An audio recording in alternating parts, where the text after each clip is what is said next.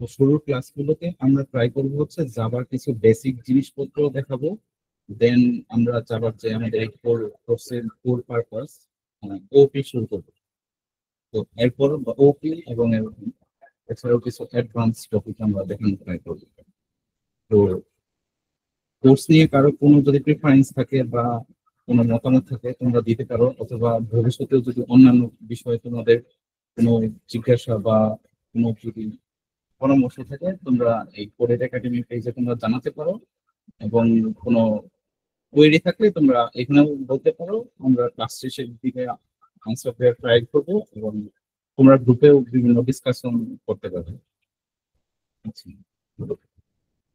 I think সবার শোনা যাচ্ছে ঠিক মতন। তো জাভা এই কোর্সটা আসলে পারপোসটা মানে কেন আমরা জাভা করতেছি, এত ল্যাঙ্গুয়েজের মাঝখানে জাভাটাই কেন ইউজ করা হয়? তো আমরা সবাই তো জানি যে আসলে জাভা কি জিনিস। তো জাভা হচ্ছে একটা high level object oriented programming language, যেখানে আসলে তোমার রিয়েল ওয়ার্ল্ডের যেরকম আমরা বিভিন্ন অবজেক্ট তৈরি করতে পারি, যেমন ধরো গাড়ি টাড়ি এরকম রিলেটেড জিনিসপত্র এখানেও ইউজ করা হয়। ওই কনসেপ্ট গুলা ইউজ করা হয় বলে এটা আসলে অনেকটা অবজেক্ট ওরিয়েন্টেড বলা হয়। তো জাভা কেন আসলো এত ল্যাঙ্গুয়েজ থাকতে, ধরো সি প্লাস প্লাস বা সি এরকম তো আগেও জাভার একটা অনেক ল্যাঙ্গুয়েজ ছিল, বাট জাভাই কেন আসলো? এগুলো একটা পটভূমি আছে যে জাভা ধরো সি আর সি প্লাস প্লাসে যখন আগে প্রচলিত ছিল তখন এখানে কিছু প্রবলেম দেখা যায়। যেমন ধরো তোমার এই সি সি প্লাস প্লাস বা অন্যান্য যেসব ল্যাঙ্গুয়েজ ছিল, তো এগুলা প্ল্যাটফর্ম ফ্রেন্ডলি ছিল না। প্ল্যাটফর্ম ফ্রেন্ডলি কি এটা একটু পরে ক্লিয়ার করে বলবো। তো তারপরে আরো কিছু সমস্যা ছিল, যেমন ধরো নেটওয়ার্কিং সাপোর্ট পাইতাম না। তো এগুলো নিয়ে কাজ করার সময় বেসিক্যালি তোমার জাভার এই যাত্রাটা শুরু হয়। তো শুরুতে সান মাইক্রো সিস্টেমস যে কোম্পানিটা আছে, ওরা মেইনলি জাভাকে প্ল্যাটফর্ম ডিপেন্ডেন্সিটা সরানোর জন্য এবং নেটওয়ার্কিং যাতে সাপোর্ট করা যায়, তো নেটওয়ার্কিং এর সাপোর্টের জন্য মেইনলি বেসিক্যালি তোমার এই জাভার আবিষ্কার বা এই যাত্রাটা শুরু হয়। দেন 1995 সালে আমাদের সবার কাছে ওপেন রিলিজ করে। এছাড়াও আর আর ওই শুরুর দিকে জাভা কিন্তু জাভা নামে ছিল না। তো এটা আসলে তখন ওক নামে ছিল। তো ওক হচ্ছে আসলে একটা গাছ। তো ওক গাছের সাথে তারা তুলনা করে এই জাভাটাকে ফার্স্টে ওক নামে প্রচলিত করছিল। দেন বর্তমানে এটা 1996 বা এই দিক সময়ের দিকে তোমার এই জাভা নামে রিলিজ করে। তো বর্তমানে এই জাভাটার ওনার কিন্তু আসলে সান মাইক্রো সিস্টেমস না, এটা এখন ওরাকল কোম্পানি এটার ওন করে। তো জাভা কেন এত জনপ্রিয়? এখন তুমি যদি এখানে এই টিআইওবিই ইন্ডেক্সটা তুমি যদি একটু লক্ষ্য করো, তো দেখতে পাবা যে বিগত বছরগুলোতে জাভার জনপ্রিয়তার রেটিংসটা কিরকম বেশি। এখন এই গ্রাফটা তুমি যদি লক্ষ্য করো দেখবা যে তোমার এই উপরের গ্রাফটা হচ্ছে তোমার যে জাভার যে ইটা এই জনপ্রিয়তাটা। এখন বাকি ল্যাঙ্গুয়েজ গুলোর থেকে দেখবা যে জাভাটা কি কনস্ট্যান্টলি তোমার এত জনপ্রিয় হচ্ছে জাভার কিছু কোর ফিচারের কারণে। যেমন ধরো জাভা শুরুই হচ্ছে তোমার এই অবজেক্ট ওরিয়েন্টেড প্রোগ্রামিং এর কনসেপ্টের উপর বেস করে। তো এছাড়াও আরো কিছু এক্সট্রা ফিচার, যেমন ধরো সিকিউরিটি রিলেটেড ইস্যু এবং এরর হ্যান্ডেলিং এ ভালো পারফরমেন্স দেওয়ার কারণে তোমার এই জাভাটা এত জনপ্রিয়। এছাড়াও ধরো তোমার জাভার সিনট্যাক্স গুলো খুবই ইউজার ফ্রেন্ডলি হয়, এবং জাভা তোমার হচ্ছে এই প্ল্যাটফর্ম ইন্ডিপেন্ডেন্স জাভার বিভিন্ন সেক্টরে তোমার কাজে লাগে। যেমন ধরো ওয়েব ডেভেলপমেন্ট করতে চাইলে, অ্যান্ড্রয়েড অ্যাপ ডেভেলপ করতে চাইলে, তো এন্টারপ্রাইজ সফটওয়্যার, ব্যাংকিং সফটওয়্যার এগুলো যদি ডেভেলপ করতে চাও তোমার কি জাভাটা ইউজ করা হয়। সো একটা ভাস্ট এরিয়া বা ভাস্ট ফিল্ড জুড়েই তোমার জাভাটা ইউজ করা হয়। এবং জাভার কিন্তু ইন্টারন্যাশনাল কিন্তু একটা হিউজ কমিউনিটি আছে যারা কিনা এই জব হায়ারিং বা অন্যান্য সেক্টরেও কি জাভাকে প্রায়োরিটি দিয়ে থাকে। তো দেখতেই পাচ্ছ যে জাভা কেন আসলে এত গুরুত্বপূর্ণ। তো আমরা যে ইউনিভার্সিটি লেভেলে কোর্স গুলো করি, তো দেখবা যে সবাই কি তোমার অবজেক্ট ওরিয়েন্টেড মানে সিএসসি ব্যাকগ্রাউন্ড থাকলে তোমার সবারই আই থিঙ্ক অবজেক্ট ওরিয়েন্টেড কোর্সটাই তোমার জাভাটা শেখানো। তো এটাই আসলে জাভার এই জনপ্রিয়তা বা গুরুত্বের এত কারণ। তো এখানে তোমরা জাভার কিছু হিস্ট্রি দেখতে পাচ্ছ।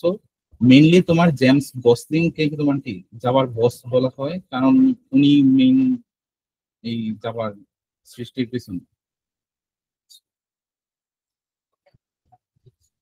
জাভা যে তোমার প্ল্যাটফর্ম ইন্ডিপেন্ডেন্স, এটা আসলে কিভাবে কাজ করে। তো বেসিক লেভেলে তোমরা আমরা যখন কোড করি, তো প্রত্যেকটারই কি এই আমরা একটা হাই লেভেলের একটা হিউম্যান রিকগনাইজেবল, ধরো যে কোনো একটা কোর্স যখন মানে কোড লেখো, তো ওইগুলো আসলে তোমার হাই লেভেলের কোড থাকে। মানে আমরা যেরকম ইংলিশকে যেরকম বুঝতে পারি, তো এই জাভা বা অন্যান্য ল্যাঙ্গুয়েজের কোড গুলোকেও তুমি কি ওই রকম তোমার রিকগনাইজেবল। যেমন ধরো সিনট্যাক্স গুলা তুমি যখন আর একটু পরিচিত হবা, তখন দেখবা যে এটা ইংলিশের কাছাকাছি। তো এরকম একটা হাই লেভেলের ল্যাঙ্গুয়েজ দেওয়া হয়। কিন্তু আমরা তো জানি কি যে কোনো একটা মেশিন তুমি কি এই হাই লেভেলের ল্যাঙ্গুয়েজ তো বুঝতে পারে না। তো মেশিন গুলো আসলে তোমার কি শুধু ওই বাইনারি রিকগনাইজ করতে সক্ষম, যেমন ধরো হচ্ছে 0 আর 1। তো এরকম যদি রিকগনাইজ করতে সম্ভব হয়, আর তাহলে এরকম হাই লেভেলের জিনিসপত্রগুলো সে কিভাবে রিকগনাইজ করবে। তো এগুলোর আসলে ইন্টারমিডিয়েট কিছু স্টেপ আছে। যেমন ধরো কি শুরুতে যে জাভা একটা যে প্রোগ্রাম বা তুমি একটা যে কিছু একটা করবা, এটা কিন্তু শুরুতেই কিন্তু এরকম হয় না। মাঝখানে কিছু ইন্টারমিডিয়েট স্টেপের মাধ্যমে তোমার কি এই কম্পাইল টম্পাইল হয়ে তোমার মেশিনের উপযোগী করে রূপান্তরিত হয়। তো এইখানে যদি তুমি লক্ষ্য করো, তো এখানে দেখবা যে একজন ডেভেলপার বা তুমি যখন কোড করবা, তখন এটা কিন্তু তোমার ধরো ওই যে জাভা এরকম সিনট্যাক্সে এখানে ভিতরে কি কিছু কোড থাকবে। তো এরকম তোমার একটা কোড লিখবা। দেন ধরো জাভার একটা আছে, এই কম্পাইলার আছে, যেটা কি করবে এই আপার লেভেলের যে আমরা যে ল্যাঙ্গুয়েজটা, এটাকে কি আরো তোমার লোয়ার লেভেলের মানে এই মেশিন ল্যাঙ্গুয়েজের কাছাকাছি। মেশিন ল্যাঙ্গুয়েজ বলতে তোমার 0 1 যে বাইনারি যে ডিজিটের যে কোডগুলো আছে যে এখানে দেখতে পারতেছো, এরকম আর কি এর কাছাকাছি লেভেলের একটা কি ইন্টারমিডিয়েট একটা তোমার কি বাইট কোড কনভার্ট করে। ঠিক আছে, এই বাইট কোডটা হচ্ছে মেনলি ওই একটা প্ল্যাটফর্ম ইন্ডিপেন্ডেন্ট। মানে হচ্ছে তুমি এই বাইট কোডটাকে যে কোনো তুমি ডিভাইসে তুমি যদি চালাও, মানে হচ্ছে তোমার ধরো প্ল্যাটফর্ম বলতে বোঝায় যে ধরো এই লিনাক্স, তারপরে উইন্ডোজ, আইওএস, এরকম যে যে কোনো প্ল্যাটফর্মে তুমি এটা আর কি চলতে পারবে। তো জাভার কম্পাইলার কি করবে, এই হাই লেভেলের কোডটাকে তোমার আরেকটু লোয়ার লেভেল বলতে বোঝায় যে আরো একটু মেশিন ল্যাঙ্গুয়েজের কাছাকাছি জিনিসে রূপান্তর করবে। দেন তোমার একটা জাভা ভার্চুয়াল মেশিন নামে একটা জিনিস আছে, জেভিএম। এটার পুনরূপ হচ্ছে জাভা ভার্চুয়াল মেশিন। তো ভার্চুয়াল মেশিন নিয়ে আগে একটু বুঝি, ভার্চুয়াল মেশিনটা আসলে কি। ধরো ভার্চুয়াল শব্দটার সাথে তো আমরা পরিচিত, যেমন ধরো সোশ্যাল মিডিয়াকে আমরা কি ভার্চুয়াল ওয়ার্ল্ড বলি বা এরকম। তো ভার্চুয়াল মেশিন হচ্ছে যে এটা আসলে তোমার অ্যাকচুয়ালি এক্সিস্ট করবে না, বাট ওইরকম একটা ফিলিংস দিবে। তো ভার্চুয়াল মেশিন হচ্ছে এরকম একটা মেশিন মানে প্রোগ্রাম, যেখানে কি তোমার এটা আসলে অ্যাকচুয়াল কম্পিউটার না, কিন্তু ধরো একটা রিয়েল কম্পিউটারের ভিতর আরেকটা কম্পিউটারের এরকম একটা ফিলিংস দিবে। ঠিক আছে, এরকম আর কি। তো এরকম জেভিএম কি করবে, এই তার এই বাইট কোডটাকে সে চেক টেক করবে। বিভিন্ন ধরনের ধরো চেকের সিস্টেম আছে। সে ধরো তোমার চেক করবে যে এখানে কোনো সিস্টেম লিক হচ্ছে কিনা, বা কোনো আনঅথরাইজড কোড লেখছে কিনা, মেমোরির কোনো অবৈধ অ্যাক্সেস করতেছে কিনা, এরকম তোমার এগুলো চেক টেক করার পরে তোমার কি করে, এগুলো হচ্ছে তোমার মেশিন কোডে তোমার কি এই মেশিন নিয়ে মাসে রান টান করে, দেন তুমি কি একটা আউটপুট পাও। ঠিক আছে। তো এটাই ছিল বেসিক্যালি তোমার কি এই জাভা কিভাবে কাজ করে এটার একটা আইডিয়া। তো এখন এত যে কথা বললাম, এখন একটা রিয়েল তোমার প্রোগ্রামিং এর দিকেই একটু যাই। তো দেখবো যে জাভা আসলে আমরা কিভাবে রান করব। ঠিক আছে। তো জাভা রান করার জন্য আমাদের বেসিক্যালি একটা জিনিস ডাউনলোড করা লাগবে, যে জাভা আসলে আমরা কোথায় রান করব। তো জাভা রান করার জন্য তোমরা চাইলে এই ভিএস কোড বা অন্যান্য অনেক তোমার জিনিসপত্র অনেক আইডিয়া আছে। তো আমরা এই কোর্সে বেসিক্যালি তোমরা ইয়ে, এই ইন্টেলিজে আইডিয়া নামক একটা সফটওয়্যার আছে, তোমরা চাইলে এখানে আমরা ইনস্টল করবে। তো এখন যদি ইনস্টলেশন প্রসেসটা দেখি যে কিভাবে ডাউনলোড করবে। তো ক্লিক করবে।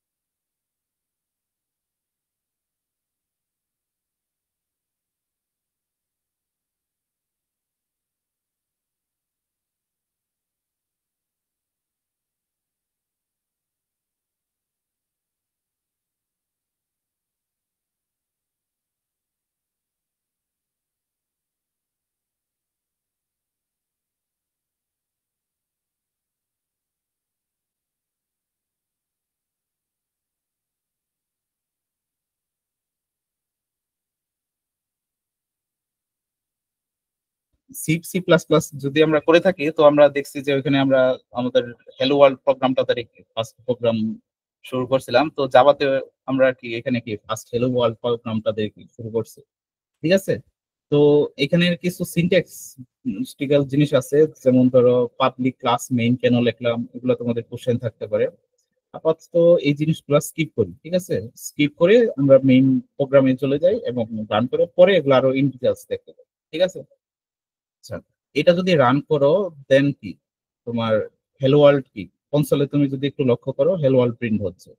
আচ্ছা, এই জিনিসটা যে লিখলাম, আচ্ছা এই যে ক্লাসটা যে লিখলাম, এই ক্লাসের নামটা কিন্তু এই যে একটা এখানে তোমার কি পাবলিক মেইন ক্লাস থাকবে, আর এই নামটা কিন্তু সবসময় কি যে ডট জাভা ফাইল যেটা তৈরি করছিলা ওইটার নামই হবে, ঠিক আছে। এখন যদি তুমি এটার নামটা চেঞ্জ করো দেখবে একটা এরর দিবে, ঠিক আছে, যে কারণ তোমার এটার নেমিংটা তোমার ঠিক হয়নি। তো এটার নেমিংটা সবসময় যে মেইন ডট জাভা বা এরকম ডট জাভা যে ফাইলটা তৈরি করবা ওইটার নাম অনুসারে হবে।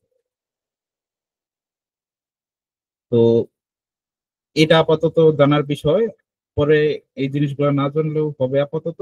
আচ্ছা, এই যে পাবলিক স্ট্যাটিক ভয়েড মেইন, এটাই হচ্ছে তোমার কি জাভার তোমার এই এক্সিকিউটিং এর মানে এই রানিং এর এন্ট্রি পয়েন্ট, ঠিক আছে। এখান থেকে এরপরে থেকে তুমি যা কোড লিখবা তাই কি সে জাভাটা সে এক্সিকিউট শুরু করবে। এখন সে ফার্স্টে কি পাইলো, এখানে তোমার কি system dot print out dot L N, print out print dot print L N, ঠিক আছে। এখানে তুমি এটার ভিতরে তুমি যা লিখবা এটা আসলে তোমার কি সি বা সি প্লাস প্লাসে তোমার কি এই সি আউট বা সি এর কি প্রিন্ট এফ এর মতো কাজ করে, ঠিক আছে। তুমি এটার ভিতরে তুমি যাই লেখো না কেন তুমি সেটা কি তুমি কনসোলে প্রিন্ট করতে পারবা। যেমন ধরো hello world coded academy, run দাও দেখো যে এখানে কনসোলে এই হ্যালো ওয়ার্ল্ড কোডেড একাডেমি এটা প্রিন্ট হয়েছে। তো এটা আসলে ওই সি বা সি প্লাস প্লাস এর সি আউট বা প্রিন্টের মতো কাজ করে, মানে হচ্ছে এটার কাজই হচ্ছে তোমার কি কনসোলে এই জিনিসটা প্রিন্ট করে, ঠিক আছে। এটাই ছিল আসলে আমাদের ফার্স্ট জাভা প্রোগ্রামটা। আচ্ছা, তো জাভা যে কোডটা লিখলাম, তো এখানে লেখার কিছু কিন্তু সিনট্যাক্স বা নিয়ম আছে, মানে সবকিছুই কিন্তু সব প্রোগ্রামই যে লেখো না কেন সবগুলো কিন্তু একটা রুলস আর রেগুলেশন থাকতে হয়। তুমি যে মেশিন কোডে যে দিবা, সে যদি ধরো তুমি তোমার নিজের ইচ্ছা মতো যদি লেখো, সে ওটা ধরো আমি এক টাইপের কোড লিখলাম, আরেকজন আরেক টাইপের কোড লিখলো, এখন দুইজনের কোড যখন সে রান করতে যাবে সে তার তো এত মেশিনের তো কোনো তেমন বুদ্ধি নাই, ঠিক আছে। তো সে কিভাবে বুঝবে যে আমি কি করতে চাইছি। তো সবগুলোরই কি একটা রুলস এর ভিতরে কি থাকা উচিত, বা তার নিজের সুবিধার জন্য কি একটা রুলস থাকা উচিত, ঠিক আছে। তো এই রুলস গুলাই কি আসলে সিনট্যাক্স নামে পরিচিত। তো কিছু সিনট্যাক্স আপাতত দেখি, আর কোর্সের সাথে সাথে আরো কি জিনিসপত্র দেখবো। তো এখানে যেমন ধরো কিছু সিনট্যাক্স, জাভা হচ্ছে তোমার কি কেস সেনসিটিভ। জাভা ধরো তুমি লেখলা যে হ্যালো, আর বড় হাতের হ্যালো, ঠিক আছে, মানে ক্যাপিটাল লেটার হ্যালো, দুইটা যে হ্যালো লেখলা এই জাভাতে কিন্তু দুইটাকে কি সেম হিসেবে রিকগনাইজ করবেন, দুইটা কিন্তু আলাদা, ঠিক আছে। তো ক্যাপিটাল লেটার আর স্মল লেটার এগুলো হচ্ছে কেস সেনসিটিভ, মানে হচ্ছে এগুলা কিন্তু সে আলাদা আলাদা হিসেবে ধরে নেবে, ঠিক আছে। আরো কিছু সিনট্যাক্স আছে, যেমন ধরো তোমার প্রত্যেকটা লাইনের সাথে তোমার শেষে সেমিকোলন দিতে হবে, এরকমই। তো নেমিং এর ক্ষেত্রে কিছু মানে নর্মস আমরা ফলো করি, যেমন ধরো এরকম নামের ক্ষেত্রে ছোট হাত যদি একাধিক বড় ওয়ার্ড লেখো, তো ছোট হাত বড় হাত এরকম করে আর কি ফার্স্টের ওয়ার্ডের বড় জিনিসটা তোমার এরকম কি করে লিখতে হয়, মানে ফার্স্টেরটা ছোট পরেরটা বড়, এরকম নেমিং ফলো করা হয়, নেমিং কনভেনশনটা ফলো করা হয়। এটা একটু পরে দেখবো, আপাতত এসব দেখার বিষয় না। আচ্ছা, জাভাতে কিন্তু কিছু কিওয়ার্ড আছে যেগুলো কি প্রিজার্ভ করে রাখা হয়, ঠিক আছে। কিওয়ার্ড কি জিনিস, যেমন ধরো তোমার কি ওই কোন একটা ডিক্লেয়ার বা কোনো কিছু ইউজ করতে চাইলে তোমার কি এই কিওয়ার্ড গুলা দ্বারা তুমি ডিফাইন করবা যে আমি এই জিনিসটা করতে চাচ্ছি, যে এই জিনিসটা করার জন্য আমার এই নাম দ্বারা কি আসলে বলতে হবে যে আমি এখান এই কাজ করবো, এগুলো হচ্ছে আসলে কিওয়ার্ড, ঠিক আছে। তো জাভার যে এই প্রোগ্রামটা রান করতে চাচ্ছ ওরেও কি কিছু কিওয়ার্ড থাকা উচিত না, যেটা দ্বারা আমি বুঝাইতে চাবো যে এই কাজের জন্য আমি এটা ইউজ করবো। তো ওই বোঝানোর কাজগুলোর জন্য কি কিছু কিওয়ার্ড থাকে। এখন তুমি ধরো তুমি তোমার নামটা এই কিওয়ার্ডের নামও যদি করে ফেলো, তো দেখা যাবে সে ওইটা কি সে ওইটা দ্বারা বুঝা ধরে নিবে যে তুমি যেটা মানে ইন্টারনাল যে প্রিজার্ভ কিওয়ার্ড গুলো আছে ওটা তুমি এখন করতে চাচ্ছ, তো একটা কন এই কলিশন সৃষ্টি হবে। সো এই কলিশনটা আর কি দূর করার জন্যই কি আমরা কি একটা কিছু কিওয়ার্ড গুলা তুমি প্রিজার্ভ করে রাখা হয়। এই যে যেমন ধরো জাভা ক্লাস পাবলিক এই নামগুলা কিন্তু কি অন্য কোনো ভেরিয়েবলের নামের ক্ষেত্রে তুমি কি ইউজ করতে পারবে না, ঠিক আছে। যেমন মেইন মেইন জিনিসটা কোথায় ইউজ করছিলাম মনে আছে, জাভার যে এই মেইনটা সবসময় কিন্তু এই মেইন তোমার কি করা লাগবে, বুঝছো। এই জিনিসটা কিন্তু আর কোথাও কি কোনো ভেরিয়েবলে তুমি কি ইউজ করতে পারবে না। আচ্ছা, এখন আমরা জাভা ভেরিয়েবলস কি জিনিস একটু দেখি, ঠিক আছে। তো ভেরিয়েবল ম্যাথমেটিক্স এর ক্ষেত্রে আমরা কি কি দেখছিলাম, ভেরিয়েবল আসলে কি। ভেরিয়েবল ছিল হচ্ছে যে ধরো কোনো একটা ইকুয়েশন যখন লিখতাম, তো কিছু জিনিস আছে কি আমাদের অজানা রাশি ছিল, তো অজানা রাশি গুলা কি ওইগুলো আমরা একটা ভেরিয়েবল ধরে নিতাম। দেন ওই ভ্যালু গুলা কি দেখা যেত যে চেঞ্জ হতো ইকুয়েশন অনুসারে, বা একটা ভ্যালু দিলে অন্য একটা আউটপুট পাইতাম ভ্যালু। তো ওই অজানা রাশি গুলাই আসলে কি তোমার কি একটা ভেরিয়েবল হিসেবে আমরা করতাম। তো জাভা বা অন্যান্য প্রোগ্রামিং ল্যাঙ্গুয়েজে কি এরকম একটা ভেরিয়েবলের কনসেপ্ট থাকা প্রয়োজন। তো যারা আসলে কি অন্যের ভ্যালু কি সে নিবে, বুঝতে পারছো। মানে আমরা সময়ের সাথে সাথে চাইলে কি আমরা পরিবর্তনও করতে পারো। যেমন ধরো এখানে কি আসলে এটা আসলে কন্টেইনার হিসেবে চিন্তা করতে পারো। যেমন এই কন্টেইনার কি করে, কন্টেইনার গুলা কি একটা জিনিস ধারণ করে। যেমন ধরো তুমি একটা শপিং মলে গেছো, তো একটা ব্যাগ নিয়ে আসছো, তো ব্যাগের ভিতরে তুমি যা রাখবা ওইটাই কি আসলে তার ভ্যালু গুলা। তো ব্যাগ কিন্তু আসলে নিজে তেমন কিছু করে না, জাস্ট ওই এর ভিতরের জিনিসগুলাই কিন্তু আসলে নেই। তো কন্টেনার অনেকটা সেরকমই, সে অন্য জিনিস ধারণ করবে এবং কি ওই জিনিসটা কি অন্য কোনো পরবর্তীতে যদি অন্য কোনো জায়গায় তোমার কাজে লাগে, তো ওই ভ্যালু গুলা কি আমরা ইউজ করবো, ঠিক আছে। সো এটা আসলে কি কন্টেইনারের মতো। তো যেমন ধরো তুমি ইন একটা হচ্ছে কন্টেইনার, তুমি তার ভিতরে কি তুমি শুরুতে এরকম 10 লেখা, ঠিক আছে। তো এটার পরে কি করতে পারো, এই যেহেতু ভেরিয়েবল আমরা চাইলে কি পরে কি এটা চেঞ্জও করতে পারি। তো এখন যদি আমরা প্রিন্ট করি, তো প্রিন্ট করলে যদি এর ভ্যালুটাই করি, তো দেখা যায় এখন কত আসে console এ print করতে।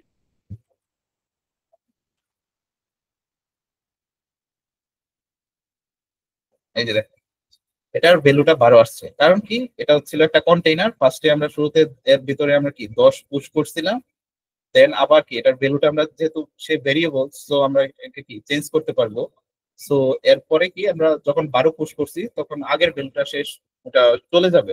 এখন তার নতুন ভ্যালু হবে হচ্ছে 12। সো এরপরে যখন আমরা কি কনসোলে প্রিন্ট করতে যাব এই এর ভ্যালুটা, তখন দেখবো যে এখানে কি আমাদের 12 প্রিন্ট হচ্ছে, ঠিক আছে। আচ্ছা, জাভা ভেরিয়েবলস আর containers for storing data values. তো কন্টেইনার গুলো কি এখন ধরো বিভিন্ন রকমের কন্টেইনার আছে। তুমি ধরো এই শপিং মলে গেলে ধরো সব কন্টেইনার বা সব ব্যাগ দিয়ে তো তুমি সবকিছুই করতে পারো না। যেমন ধরো তুমি শাকসবজি নিতে গেলে এক ধরনের তোমার ব্যাগ লাগে, তারপরে লিকুইড জাতীয় জিনিসপত্র নিতে গেলে আরেক ধরনের ব্যাগ লাগে।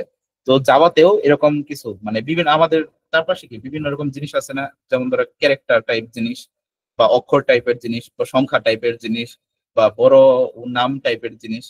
তো এগুলো তো সবকিছু আলাদা আলাদা জিনিস, ঠিক আছে না। এখন সবগুলাই যদি এক ভেরিয়েবলের মধ্যে রাখো, তার মধ্যে কি এখন একটা ধরো কনফ্লিক্ট তৈরি হবে না। ধরো আমি এক সময় লিখলাম যে মানে 12, ঠিক আছে। এখন সে যদি স্ট্রিং হিসেবে নেয়, সে এটা 12 এর ভ্যালু হিসেবে নেবে না, একটা হচ্ছে জাস্ট একটা স্ট্রিং হিসেবে নেবে, ঠিক আছে, মানে ক্যারেক্টার হিসেবে নেবে। তো এর জন্যই কি আমাদের ভেরিয়েবল গুলা কি শুরুতে কি তোমার ডিফাইন করে দেওয়া লাগে যেটা আসলে কোন টাইপ। তো জাভাতে বিভিন্ন রকম টাইপস অফ ভেরিয়েবলস আছে। তো কয়েকটা মেজর টাইপ গুলা হচ্ছে দেখি যে স্ট্রিং আছে, ইন্টিজার আছে, ফ্লোট আছে, তারপরে ক্যারেক্টার টাইপের আছে, বুলিয়ান টাইপের আছে। আচ্ছা, কোনটা কি জিনিস সেটা একটু ডিটেলস আমরা বলতেছি। আচ্ছা, জাভা ইন্টিজার ভেরিয়েবল কোনগুলো। নর্মালি আমরা ম্যাথমেটিক্সে ইন্টিজার বলতে কাদের বুঝি, ধরো এই ইন্টিজার যেমন ধরো আছে হচ্ছে এই 1 2 3 4, এগুলো হচ্ছে আমরা কি ম্যাথমেটিক্স ইন্টিজার। তো এরকম ইন্টিজার টাইপের মানে যেগুলো ফ্র্যাকশনাল পয়েন্ট না ভ্যালু নাই, ওগুলাই হচ্ছে আমরা ইন্টিজার হিসেবে প্রিজার্ভ করি। যেমন ধরো 1 = 2, যেরকম 1 2 3 4 ভ্যালু যেগুলো আছে ওগুলা মানে ফ্র্যাকশন পয়েন্ট নাই, ওগুলো কি আমরা কি ইন্টিজার হিসেবে ধরবো। তারপরে ধরো আরেকটা ইন্টিজার ভ্যালু, আরেকটা ডাটা টাইপ আছে, এগুলো ধরো floating data type. Floating data type কারা? ফ্লোট হচ্ছে তোমার যারা কি ফ্র্যাকশনাল পয়েন্ট সহ যারা আছে তাদেরকে কি আমরা ফ্লোটিং ডাটা টাইপ বলবো। তো ফ্লোটিং ডাটা টাইপের ধর একটা উদাহরণ যদি দেখি। তো, আচ্ছা এখানে একটা এরর দিচ্ছে কারণ এটা হচ্ছে দুইবার ডিফাইন করছে ভেরিয়েবল। আগে একবার কিন্তু ডিক্লেয়ার করছিলাম যে, এখন দেখো এখানে যখন বি নাম দিছি তখন কিন্তু এররটা দিচ্ছে। আচ্ছা এই লাল গুলার মানে হচ্ছে এখানে একটা এরর আছে। আচ্ছা, যেমন একটা ফ্লোট টাইপ দেখি 1.3, ঠিক আছে। আচ্ছা ফ্লোট টাইপ ডাটা টাইপের শেষে কিন্তু তোমার লাস্টে এফ বা বড় হাতের এফ যাই দেওয়া না কেন দিতে হবে। কারণ হচ্ছে এই জাভাতে তোমার বাই ডিফল্ট যদি একটা ফ্র্যাকশনাল ভ্যালু লেখো, ফ্র্যাকশনাল বলতে মানে দশমিক ভ্যালু লেখো, ওগুলা কিন্তু তোমার ডাবল হিসেবে কাউন্ট হবে, ঠিক আছে। সো ডাবল গুলা হচ্ছে 32 বিটের সম্পন্ন, 32 না সরি 64 বিট সম্পন্ন। আর ফ্লোট গুলো হচ্ছে তোমার 32 বিট সম্পন্ন। এখন দুইটা তো ভিন্ন বিটের জিনিসপত্র, তো এখন তাদের মাঝখানে কনফ্লিক্ট হয়। এর জন্য কি তোমার এক্সটার্নালি তোমার লাস্টে এফ বা ছোট এফ দ্বারা তোমার কি বোঝানো লাগে যেটা আসলে ফ্লোট টাইপের, ঠিক আছে। তো ডাবল টাইপের আছে। ক্যারেক্টার টাইপ বলতে আরেকটা ডাটা টাইপ আছে। ক্যারেক্টার দিয়ে তোমার যে কোনো একটা সিঙ্গেল ক্যারেক্টারকে তুমি ডিফাইন করতে পারো, যেমন ধরো ইন্ট, রেঞ্জ,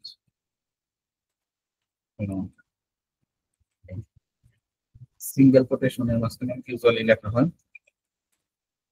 তো এখন যদি প্রিন্ট করো,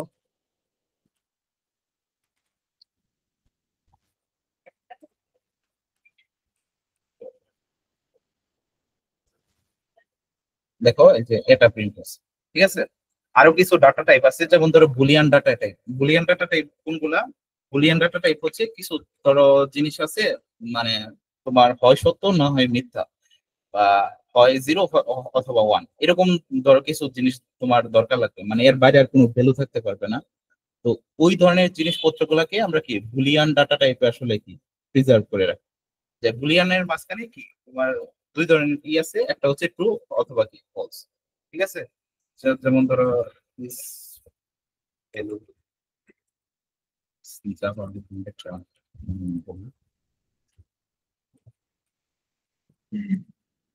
তো এরকম এভাবেও কি আমরা বুলিয়ান ডাটা টাইপ আছে। আচ্ছা আরেকটা ডাটা টাইপ আছে, ওগুলো হচ্ছে স্ট্রিং, ঠিক আছে। স্ট্রিং কি? স্ট্রিং হচ্ছে তুমি যেমন ক্যারেক্টার কি, ক্যারেক্টারের ভিতরে আমরা দেখলাম যে একটা সিঙ্গেল এই ক্যারেক্টারকে কি আমরা স্টোর করতে পারতেছি। তো স্ট্রিং এর মাঝখানে একটু আমাদের ফ্লেক্সিবিলিটি দেয়।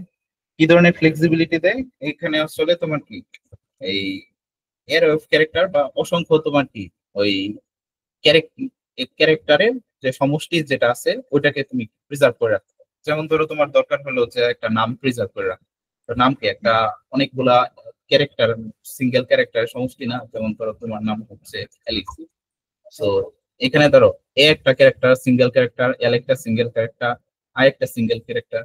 তো এরকম অসংখ্য যদি ক্যারেক্টারের সমষ্টি রাখতে চাও তো তুমি তাহলে স্ট্রিং টাইপের ডাটা টাইপ ইউজ করতে পারো, ঠিক আছে। আচ্ছা এখানে যে আমি একটা জিনিস দেখাচ্ছি যে এই ভেরিয়েবল গুলাতে শুরুতে কিন্তু মানে ইনিশিয়ালাইজ করার সময় বা আচ্ছা সবগুলা ভেরিয়েবলই কি শুরুতে তোমার ইনিশিয়ালাইজ করা লাগে। ইনিশিয়ালাইজ বলতে তোমার এটা ডিক্লেয়ার করা লাগবে যে আমি এখন একটা ভেরিয়েবল ইউজ করবো, ওটার নামটা দিতে হবে, যে শুরুতে ওটার কি টাইপ, দেন ওটার নাম। আচ্ছা এটা যেহেতু আগে ইউজ করছিলাম সো এর জন্য কি এটা আমাদের নতুন করে আর ই করতে দিচ্ছে না। এটা যদি কেটে দেই, ধরো ডি, ডি একটা আমরা ভেরিয়েবল। এখন চাইলে এখানে আমরা এটার ভ্যালু দিতেও পারি অথবা নাও দিতে পারি, তুমি চাইলে পরেও দিতে পারো, এটা কোনো সমস্যা নেই।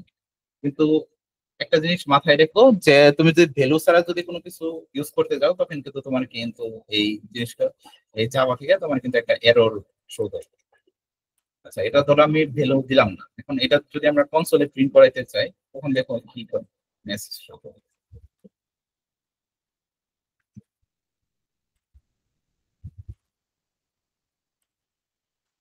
আচ্ছা এখানে কিন্তু দেখো তোমার কি variable might not have been initialise, এখন কিন্তু কনসোলে কি একটা এরর দিই যে জাভার ভেরিয়েবল ইনিশিয়ালাইজ হয়। এখন যদি ভেরিয়েবলের ভ্যালুটা দিয়ে দেও তাহলে কিন্তু আর এই এররটা থাকতেছে না, তখন কিন্তু রান করবে। তো এই জিনিসটা কিন্তু মাথায় রাখতে হবে।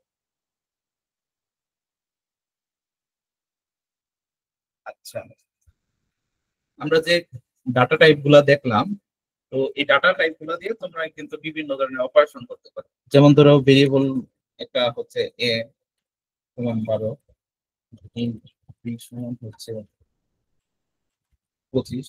তো এই ভেরিয়েবল নামগুলো দ্বারা তুমি কিন্তু এই বিভিন্ন ম্যাথমেটিক্যাল অপারেশন, যেমন ধরো এখানে কি, ধরো গুণ করতে পারো, যোগ করতে পারো, ভাগ করতে পারো। আচ্ছা, এখানে যদি আমরা যোগ করি, তাহলে কিন্তু এই দুইটা ভেরিয়েবলের যে ভ্যালু আছে, এই দুইটা কিন্তু এখানে যোগ হবে, ঠিক আছে? সো এই কন্টেন্ট গুলো এখানে যোগ হয়ে তোমার সি তে কিন্তু স্টোর হবে। এখন যদি পরবর্তীতে আমরা যদি সি এর ভ্যালু গুলো দেখতে চাই যে সি এর ভিতরে আসলে কি আছে, এখন যদি প্রিন্ট করি, দেখো কত আসে, যে 37, 25 আর 12 যোগফল হচ্ছে 37। তো এই দুইটার যোগফল কি এখানে তোমার কি কনসোলে প্রিন্ট হইলো, ঠিক আছে? সো এরকম তুমি কি যোগ করতে পারো, অথবা তুমি নাও এই দুইটা ভেরিয়েবল না যোগ করে তুমি কি নর্মাল যে কোনো নাম্বার যোগ করতে পারো। তো নাম্বার চাইলে কিন্তু এখানে তোমার যোগ হয়ে তোমার কি কনসোলে প্রিন্ট হবে। আচ্ছা, ঠিক আছে। তো এখানে দেখো ইয়া 12 আছে এর সাথে, আর 12 একটা সংখ্যা, এরকম 12-এর সাথে যোগ হয়ে তোমার এই সি তে হচ্ছে 24 জমা হলো, আর 24টাই কি প্রিন্ট হলো। আচ্ছা,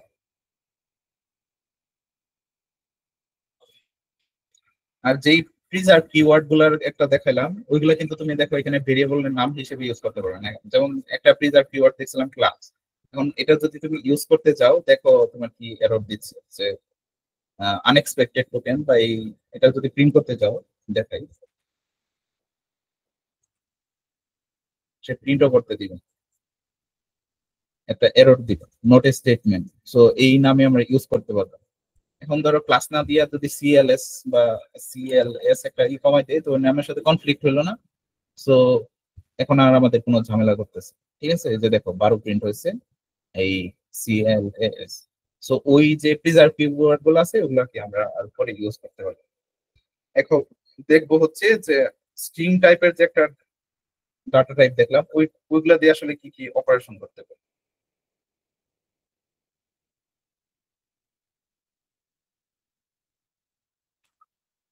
স্ট্রিং টাইপের ডাটা টাইপ গুলা কিভাবে ডিক্লেয়ার করে, ফার্স্টে তোমার স্ট্রিং লেখা লাগবে, দেন একটা ভেরিয়েবল যেটা ইউজ করতে চাও, ধরো ফার্স্ট নেম, এটা নাম লিখলাম, আর ফার্স্ট নেম জন দিলাম, মানে এখানে একটা ক্যারেক্টার, অনেকগুলা ক্যারেক্টারের সমষ্টি। সো নাম দিলাম। এখন যদি কনসোলে প্রিন্ট করো, দেখি কি আসে।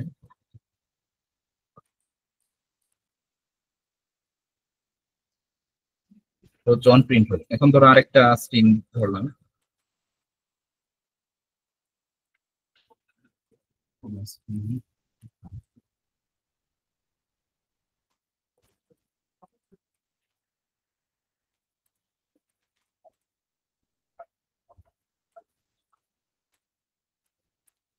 আচ্ছা, আরেকটা অপারেশন করি।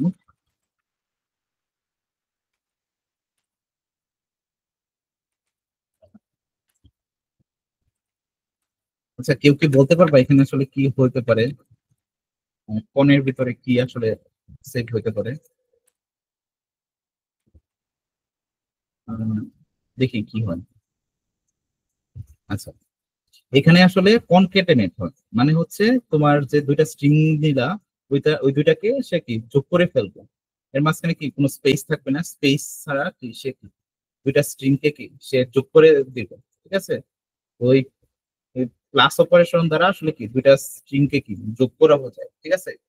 তো এই কাজটা কি তুমি স্ট্রিং দ্বারা কি করতে পারো। আরো কিছু অপারেশন করতে পারি, যেমন ধরো কি স্ট্রিং এর লেন্থ কত আছে, যেমন ধরো এই লাস্ট নেমটা কত ক্যারেক্টার সম্পন্ন, এটা তুমি চাইলে প্রিন্ট করতে পারো। যেমন ধরো length, আচ্ছা, লেন্থটা কি একটা ইন্টিজার ডাটা টাইপ না? সো ইন্টিজার রেজাল্টটা এখানে আমরা স্টোর করতে চাইলে, সো আমাদের আগে ডিক্লেয়ার করতে হবে যে ইন্ট, এটা ইন্ট টাইপের। সো ইন্ট লেন্থ সমান সমান ধরো লাস্ট নেম লেন্থ, লেন্থ। আচ্ছা, তুমি যদি প্রিন্ট করি, দেখো লেন্থটা যদি প্রিন্ট করো, এখন দেখি কত আসে।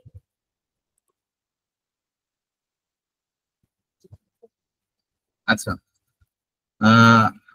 লেন্থ ছিল আমাদের কোনটা, লাস্ট নেমের লেন্থ। আচ্ছা, লাস্ট নেম ছিল এলিস। এলিসে দেখো কয়টা ক্যারেক্টার আছে, এলিসে আছে হচ্ছে একটা, দুইটা, তিনটা, চারটা, পাঁচটা, পাঁচটা ক্যারেক্টার আছে। সো এখন এর যখন লেন্থটা প্রিন্ট করেলা সে কি 5 দেখায়। ঠিক আছে, তুমি চাইলে কি এই কি বলে ওই স্ট্রিং এর ভিতরে কোন একটা ক্যারেক্টার চাইলে অ্যাক্সেস করতে পারো। স্ট্রিং এর ভিতরে এক ক্যারেক্টার যদি অ্যাক্সেস করতে চাও তাহলে কিভাবে করবা, ধরো স্ট্রিং এর ভিতরে যদি কোনো একটা সিঙ্গেল ক্যারেক্টার যদি স্টোর করতে চাও তাহলে একটা ক্যারেক্টার টাইপের ভেরিয়েবল আমরা ডিক্লেয়ার করলাম।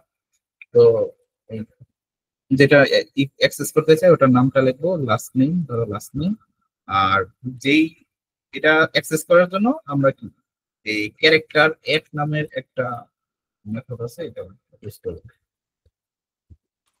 ধরো কত নাম্বার এটা ইউজ করতে চাই, এখানে আমাদের ভ্যালুটা দিতে হবে। যেমন ধরো 1 নাম্বারটা ইউজ করতে হবে, সো 1 ভ্যালু দিলাম। এখন যদি এটা কনসোলে প্রিন্ট করি দেখো কি হয়।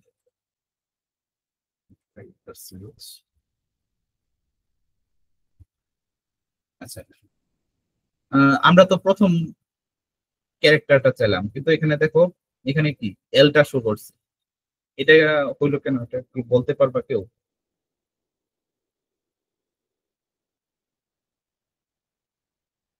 আচ্ছা, এটা হচ্ছে কারণ হচ্ছে আমাদের কি এই ইউজুয়ালি প্রোগ্রামিং ল্যাঙ্গুয়েজে কি তোমাদের ইন্ডেক্সিং বা কাউন্ট শুরু হয় কিন্তু জিরোতে। ঠিক আছে, তো ফার্স্টের ক্যারেক্টারটাকে কি সে জিরো ইন্ডেক্স বা জিরো হিসেবে করবে। তো আমরা যদি প্রথম ক্যারেক্টারটা পাইতে চাই তো আমাদের কি এটা জিরো দিয়ে ইনিশিয়ালাইজ করতে হবে, মানে যততম ক্যারেক্টার তার থেকে এক বিয়োগ করে সবসময় কি তোমার তততম ক্যারেক্টারটা আমরা কি অ্যাক্সেস করতে হবে। এখন যদি দেখো এখন জিরো দেই তাহলে কিন্তু আমরা কিন্তু এটা প্রিন্ট হয়েছে। ঠিক আছে, এখন এখান থেকে চাইলে আমরা চাইছি যে একটা স্ট্রিং আছে ধরো এলিস, এখন এলিসের থেকে আমরা একটা ছোট স্ট্রিং নিতে যাচ্ছি, মানে সাবস্ট্রিং নিতে চাচ্ছি। সাবস্ট্রিং হলো গিয়ে ধরো এই পুরা স্ট্রিং থেকে একটা ছোট অংশ কাইটা নিতে চাচ্ছি। ঠিক আছে, ওই ওই অপারেশনে কি আমরা স্ট্রিং এ চাইলে করতে পারি। যেমন ধরো আরেকটা স্ট্রিং ধরলাম হচ্ছে সাব। ঠিক আছে, এখানে আমরা একটা এই এলিস ক্যারেক্টার থেকে আমরা ছোট একটা জিনিস কাইটা যদি রাখতে চাই তাহলে ওটা করার জন্য ফার্স্টে যে স্ট্রিংটা করতে চাই ওটার নাম দিব লাস্টিং ডট সাব স্ট্রিং। কত নাম্বার ক্যারেক্টার থেকে আমরা শুরু করতে চাই ওটা এখানে আমরা ভ্যালু দিব কত নাম্বার পর্যন্ত। সো আমরা চাচ্ছি হচ্ছে ধরো এখান থেকে ফার্স্টে 3টা ক্যারেক্টার নিতে চাই, তাহলে এখানে আমাদের ফার্স্টের ক্যারেক্টার কত, ইন্ডেক্স কত, জিরো। সো জিরো কমা দিতে হবে যে এখন ফার্স্টের 3টা নিতে চাইলে এটা মানে হচ্ছে 0 1 2, মানে 2 নাম্বার ক্যারেক্টার করে। এখন 2 যদি দাও তাহলে দেখি কত হয়। ভালো আছে।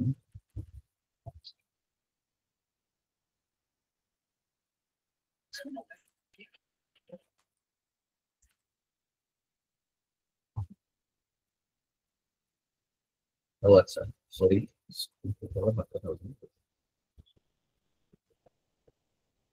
আচ্ছা, এখানে যে লাস্ট যে পয়েন্টটা দিলাম এটা একটু মাথায় রাখো, যে এটা আসলে কিন্তু তোমার এই বাউন্ডেড সীমাটা বোঝায় না, মানে এর আগের ক্যারেক্টার পর্যন্ত তোমার হবে। তো মানে হচ্ছে তুমি 2 নাম্বার ক্যারেক্টার পর্যন্তই হবে না, এই এক্সাক্ট 2 নাম্বারটা না, মানে 2 এর আগের ক্যারেক্টার পর্যন্ত তোমার প্রিন্ট হবে, এটা হচ্ছে তোমার লাস্ট সীমাটা। সো এই জিনিসটা একটু খেয়াল রাখো। আচ্ছা, তুমি চাইলে কিন্তু সব স্ট্রিং এর ক্যারেক্টার গুলাকে কি চাইলে তুমি আপার স্ট্রিং মানে আপার কেসে রূপান্তর করতে পারো, বা লোয়ার কেস। আপার কেস বলতে বোঝায় যে সবগুলাই ধরো এখানে এলিস লিখছে তখন সবগুলাই বড় হাতের প্রিন্ট করাইতে চাচ্ছ, এই কেস গুলো করতে পারো। যেমন ধরো তুমি এলিসকে যদি বড় হাতে সবগুলাই করতে চাও ধরো এরকম করতে পারো যে লাস্ট নি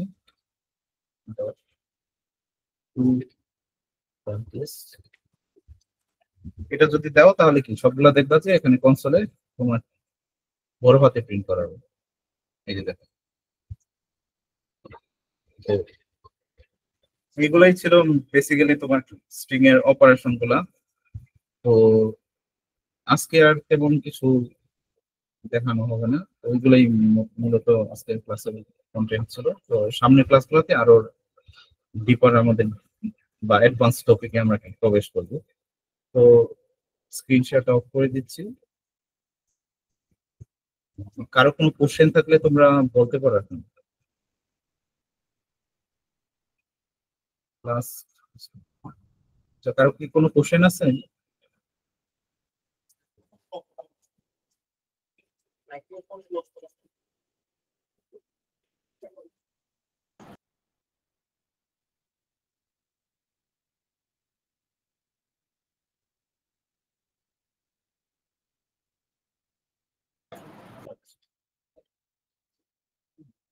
আচ্ছা, একটু কমেন্টে তোমরা লেখো।